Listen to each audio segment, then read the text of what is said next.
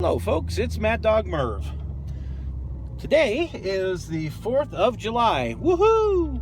And it got me thinking, one of my favorite models that I have is my Freedom Tank from the game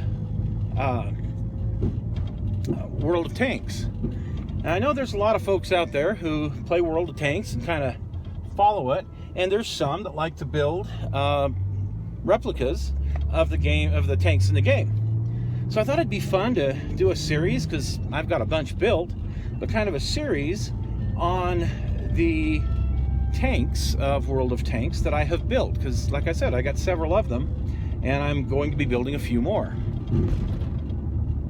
So from time to time on the channel, you'll see this this intro, and then we will do kind of a run over of one of my builds from the game. So I hope you enjoy it. We'll see how it goes as you get to sit back and watch the builds of Mad Dog Merv's World of Tanks. Before we get into the build of the Freedom Tank from World of Tanks that I did, let's talk a little bit about the one tank that this is based off of, the T26-E4 Pilot 1. There were 10 T26-E1s built between February and May of 1944.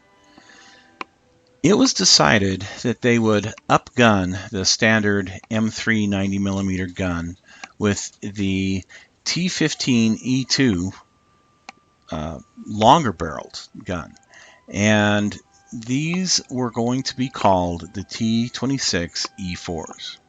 This one particular hull, however, again, it was the T26-E1 originally. Well, they installed a T15-E1 gun that used one-piece ammunition. This particular model, they decided to upgrade the armor on it a little bit. So it was sent directly from the Aberdeen Proving Grounds over with 20 other Pershing tanks, regular Pershings, to the European theater. The idea was this was a tank that could defeat the King Tiger, or the Tiger II as is known. There's pictures here of this tank shortly after the war in June of 1945. It was actually found in a wrecking yard in Kessel, or what they call a tank dump. Anyway, you can see that the upgraded armor consisted of a big plate in the front, one welded to the front hull, top and bottom, and then what they called these ears on the sides of the mantlet, and of course the big upgraded T15 Echo 1 gun. This tank was recorded to have been in action only twice. One time between Weser and Nordheim, where it destroyed an unidentified armored target. And the second action came on April 21st of 1945, when it was with the 3rd Armored Division, and it took on what was said to be a Tiger II tank. And the Tiger fired, the shot bounced off the Pershing fired and penetrated the bottom hull of the tank and destroyed it. I actually built 2 versions of this tank, and I used the Hobby Boss 1/35th scale kit for the T26-E4 Freedom Tank, and I used the Pilot number 2 version for the actual T26-E4 version that I built. You can see in the Pilot 1 version that it comes with they call them the elephant ears on the side and all the applied armor, but again, this was hollow. It was something that I had to fill in. And then on the Pilot number 2, well, it came with the actuators that move the mantlet up and down, but it didn't come with any of the add-on armor. And also remember that Pilot number 2 was an actual T26-E4, which had the oval loader's hatch and not the split loader's hatch that the Pilot 1 had. Both kits come with rubber band tracks, which I usually like, but in this case it was a little more difficult. So here is a close-up of the Pilot 1 that I built using the Pilot 2 kit. And I had to scratch build all of the applique armor on this particular model. And you can see that instead of hollowed out, I've built it to a certain width and tried to make it look like it was all cut with a torch. You can also see that it has the split loader's hatch on it. Now on this particular model, I put one of the figures back here looking at a diagram of the engine.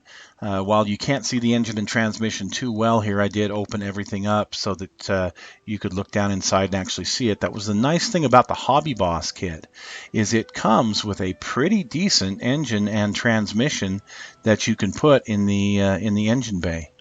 Here you can see the GAF Ford engine built up, and it actually looks pretty darn good. It's not super detailed, but it really doesn't need to be, as you saw in my kit, that it's pretty much covered up. But it is a nice opportunity to have an engine in the model.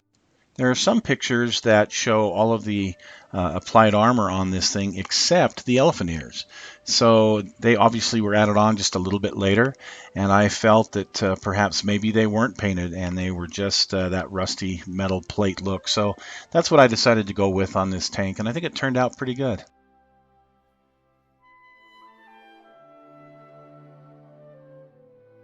It was a pretty straightforward build and I really enjoyed it. But what I really wanted to do when I actually started out was to build the Freedom tank. And here is the Freedom tank in World of Tanks. It just looks neat. I absolutely love that paint job.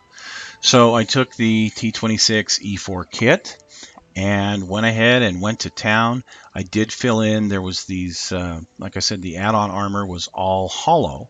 And so I had to fill that in with sheet styrene and do a little reworking on it to get everything to fit right. But what a fun kit to build, and then of course to paint. So I started the painting by using Tamiya's olive drab with a little bit of desert yellow added into it to kind of lighten it up a little bit. And then I went ahead and gave the road wheels and the turret a coat of insignia blue. And then I took, of course I gave it some coat of future to make it glossy, and the stars I got from an old Polyscale or Superscale or whoever it was insignia star decal sheet, and I just took these stars off and kind of put them all over in random places there on the turret to try to get it like in the game. For the elephant ears, you'll notice there's kind of that eagle, that screaming eagle on the side. I actually took that from an old KC-135A model, the old Ertl 1/72nd scale KC-135. Well, I took it from that sheet. I had a couple of extra of those, and I